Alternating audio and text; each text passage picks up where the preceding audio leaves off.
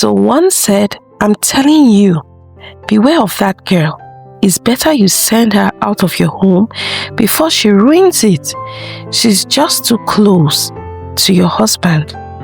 Another said, let me advise you, drive her away before she destroys your marriage. They keep saying, don't trust men 100%. Even if you trust your man, don't trust that girl. A word is enough for the wise, they say. However, I didn't listen to their counsel. My mind was made up about Justina. My daughter Ebele and Justina were best of friends. They were inseparable. Immediately after they closed from school, Justina would follow Ebele home. They were always gisting, laughing, and generally having fun together. The cook mentioned that Ebele eats a lot and that she takes our leftovers home. I knew her family didn't have, but was that enough reason to separate their friendship because she was from a poor background? Like, who does that? I just kept observing. Our housekeeper confided in me. Do you know that all the clothes you bought for Ebele on your last trip to Dubai, she gave all of them to Justina? I know, but that didn't seem like a reason to come in between the two friends. I was only happy that Ebele had a friend she could confide in, and most importantly, Ebele's grades were good. Well, eventually I took time off work to write some professional exams, and I was home for a week from Monday to Friday. Justina came home with Ebele throughout the week. Justina lived in Ikorodu, but she was here on the island every single day. I was trying to focus. I needed to pass this exam, as it has become compulsory for everyone in the Ministry of Justice to write it. These girls were giggling and laughing. I could not concentrate, so I called them and told them to keep things quiet. By the third time, I had had enough. Justina, come and go to your house, I said. Okay, Ebele will see you tomorrow. I must not fail this exam. Ebele was begging me, no, mom, don't let her go home. I told her, no, let her go, please. I need to read. Did I do anything bad? Ebele was crying already. I said, what is it? You will see her tomorrow. It was around 6 o'clock and I gave Justina 5,000 naira for transport. The little girl thanked me. She looked at Ebele and they left. Honestly, it was because I needed to read, and I told Ebele so. My husband Jeff had traveled. If not, I would have gone to the library. As far as Justina was always present in my house and Ebele didn't have to go out, I was okay.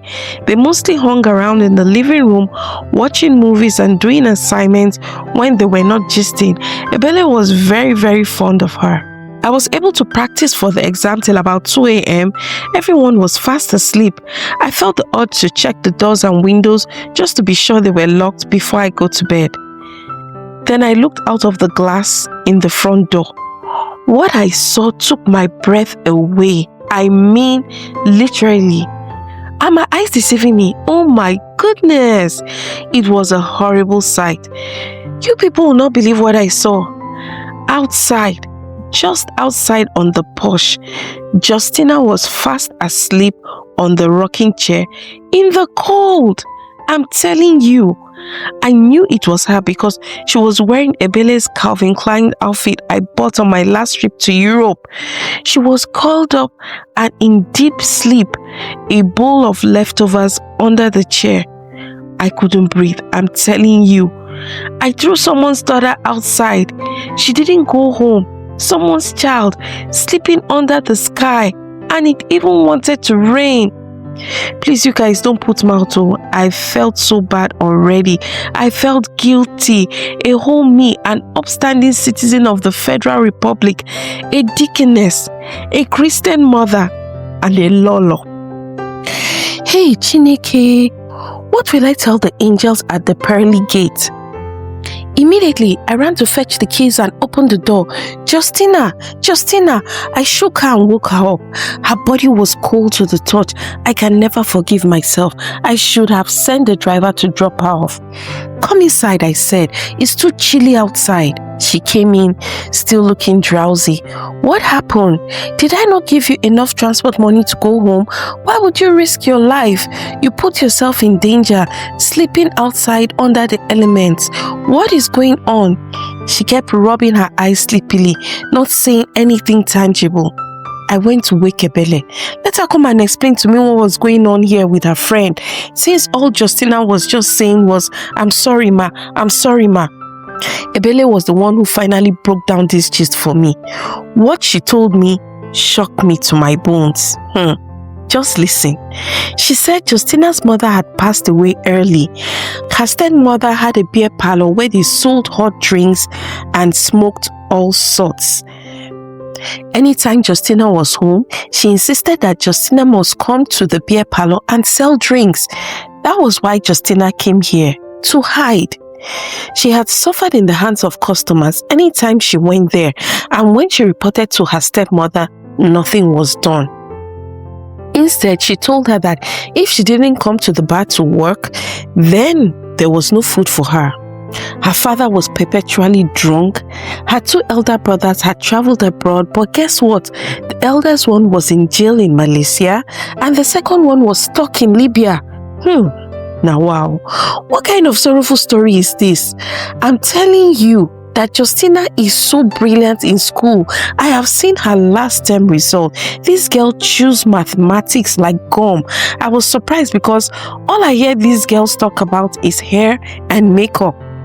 Justina now continued the story of how her stepmother had 3 children from her first marriage too, but she kept them at home while insisting that Justina go to the bar and serve all those old men who had nothing to offer the world any longer. There was another confession. Justina told me that she had been sleeping in Ebele's room all this while, unbeknownst to me and the rest of the household, except Ebele, of course. No one from her house had even bothered to ask her where she was or when she was coming home. Only for Ebele to add that she was happy that she had an elder brother, Chinedu, who was my older son in university in the UK, but she also saw Justina as her sister. Okay, I said. I had heard enough. After my exam, we will go and confirm all that you have said. I prepared the guest room for Justina and I told her to rest there. But I couldn't believe it. Is it possible that one will have a child and not bother where the child is? With all the fertility tests and the IVF I went through, how can someone let their child pass the night somewhere and not even know where that somewhere is? Now wow. After writing my exams the next day, I bundled Justina and Ebele in the car. Ebele did not even know where her friend's house was. Brethren, we drove 2 hours to the place. Exactly what these children told me is what I found. Her father could not even stand straight. The stepmother didn't even have time to talk to us. The bar was full. They were blasting one of Flavor's songs. Baby sawale, sawa, sawa, sawale. Hey, the environment was something else. There was nothing for Justina to take from here. I gave the father my card. He could call me when he was sober. The way he was staggering, he couldn't even give me a sensible sentence. I could see Justina was so embarrassed. I needed to get the girl out of there. Did I mention that I am a judge of the High Court? This was no place to raise a child, a daughter for that matter. I couldn't even get his number. Justina said he had sacrificed his phone on the altar of Bet Ninja. I had seen enough. I told my driver to bring the car and we all got in and drove off. That place was more than a slum. I asked Justina, how do you come to our house so frequently when it was that far? And she said joyfully, by boat. A boat ride that did not even have life jackets. No. I didn't want to imagine how unsafe that was. Hey God. As soon as we got home, I prepared a room upstairs close to Ebele's and welcomed her home. Till her father called, she would take this place as her address for now, and she hugged me so tight. So when Jeff returned, I told him. He took a liking to Justina and was very protective of the girls. He always did his best to make them happy. We had passed through the valley of infertility ourselves, so we appreciated the gift of another child in our home. Justina joined the church choir, and that is when the tongues began to wag. Church women did not let me rest. They would say, Ugochi, you are playing with fire. Return this girl to where she came from. But I remember that slum filled with dirty gutters and her father who could not even stand straight, who had not even reached out to me till now. No, there was no going back. Justina is one of us. She was going to the university to study accounting, even if it's the last thing I do, because that was her dream. I could not go back to that slum, but I had lawyers visit the father and let him know where his daughter was. Even when she herself went to tell him she had gotten admission to study her dream course, accounting, her stepmother said she didn't even know that Justina was still alive. Just imagine. Now, wow. Then Justina pleaded that I should never let her go there again. Ebele got admission to study architecture, and her sister Justina resumed the same university the same day. Joy was all I felt. Jeff has secured a franchise to sell new Toyota luxury cars in Lagos. We were all excited, and that was what his last trip was all about. He paid a heavy deposit and the cars were shipped down. Then the fraud happened. It was in the bank. A check of $1 million had been signed with Jeff's signature. Now he could no longer pay the balance for the cars he owned. I mean, there was no car and there was no money. We were all horrified. I did my best to investigate and have my office make arrest, but the signature on the check looked genuine. We reached out to our auditing firm, Jason and Associates, to trace the fraud. Jeff and his business partner Tunde kept stalling Toyota as they were already expecting payment.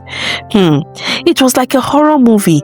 They had given us till the end of the month. My dear viewers, let me not bore you with what was at stake, but listen closely to what happened. My beautiful daughter Justina, who was doing her industrial attachment at the same audit firm, Jason and Associates, but in a branch outside Lagos, just came home with a belly. Jeff was under immense pressure. No one was confessing. Honestly, even myself as a judge, I was already seeing international jail time for Jeff if nothing changed. It was a hopeless situation. I brought Justina and Ebele up to speed. Justina seemed worried, but then she began to ask questions that the bank didn't ask, loopholes that the audit firm didn't discover. Then she asked to see the paperwork. She was an insider, so she knew more than the documents. She knew character. I mean, we were all sitting on pins and needles, and an 18-year-old girl was going through documents that men with qualifications older than her had dissected and found nothing. Then she asked for something. Can we see Uncle Tunde's bank statement? And that was where everything started getting confusing and exciting. I called the bank manager and asked them to send me 6 months of Tunde's transactions. Tell me why Tunde called me instantly and threatening me not to have access to his statement. This is supposed to be my husband's childhood friend that turned into his business partner. Anyway, he knew he had lost because as a judge, I protect strangers who are innocent, not to talk of my beloved husband, Jeff. The phone alerted it was the email of Tunde's statement. I gave it to my daughter, Justina, and she got to work. Ebele was printing papers for her and they were both discussing. This took over 5 hours, but it felt like 7 days. Then Justina came to me and said, "We've got it." We all gathered to hear. The money was not in Tunde's account. Of course, he was not that stupid. But instead, there was a debit for the registration of a new company, one that Jeff wasn't aware of, a luxury car showroom. He had also registered with Toyota and wanted to run the business himself without Jeff. He wanted to use the $1 million to start it. He wanted to double-cross his friend. So many things began to make sense. Police were sent to make arrests arrest and he was apprehended at the airport just in time with a suitcase of, you guessed right, hard currency. See us rejoicing. Even the cook and the housekeepers, they were all hugging Justina. Now wow. Please, if you watch this story worth telling, please help me say thank you to my Justina. If not for her, I am glad I didn't listen to people. I am glad that I made up my mind to do what I wanted to do. Have you ever been in a situation where everyone is telling you something, but you have a gut feeling, a leading to go into another direction? How did it end? Did you regret? Thank you for listening to my Tales Worth Telling. Please subscribe, like, and share, and I'll see you in the next one. Bye.